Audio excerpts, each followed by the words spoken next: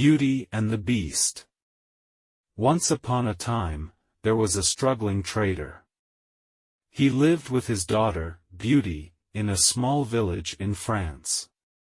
He left their home for a business trip, leaving Beauty behind. Coming back, he had to pass through a dark forest.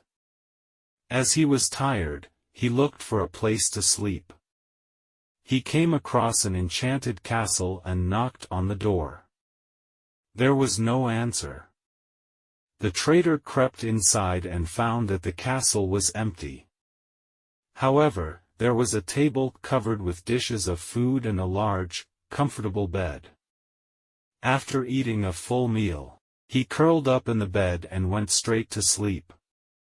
The trader woke up feeling fresh the next morning, and still there was no sign of life in the castle. While searching, he came across a vibrant rose bush in the garden. He thought to himself that Beauty would love a rose as a gift when he arrived home. He reached out and cut a red rose from the strange bush. Immediately, a violent and loud roaring sound came from the bush. Something swept the trader off his feet and tumbled him to the ground. A vicious beast jumped out of the bush. He towered over the trader and scowled down at him. He wore a long, red velvet cape around his furry neck. "You come into my home and then you dare to steal my roses," he boomed. The trader was speechless. His face froze in horror. It was then that a little voice shouted from afar, "Father!" It was Beauty. She had gone in search of her father when he had not returned home on time.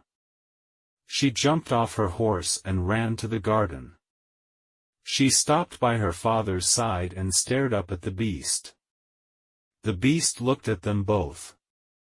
"I will let you go. To pay for your crime. Your daughter stays with me forever," he growled. The father begged the beast not to give them such a punishment. However, Beauty loved her father very much and she promised to stay in the castle if he was allowed to go free. The beast picked up Beauty's father in his paws and threw him out of the garden. Beauty's father was afraid and he ran away to the village. At first, Beauty was terrified to stay in the castle. She was afraid of the beast's monstrous looks. However, Beauty soon learned that the beast's heart was kind. He treated her with care, making sure she was fed and warm. He would keep her company while she was reading or exploring the castle. The beast fell in love with Beauty and eventually asked if she would marry him. However, Beauty refused as she still missed her father and wanted to see him again. The beast then showed her a small magic mirror. "Ask the mirror to let you see your father," he said. The mirror lit up and there, in the glass, was Beauty's father. He was very ill in bed and he was all alone.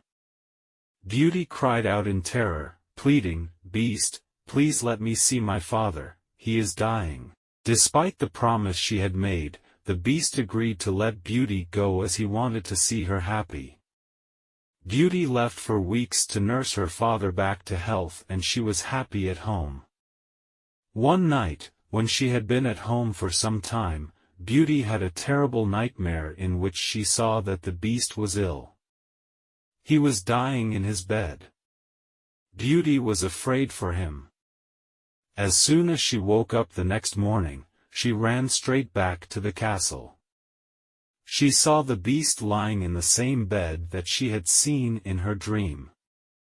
She cried out, "Please! Do not leave me! I love you!" Then, all of a sudden, the beast transformed into a handsome young prince.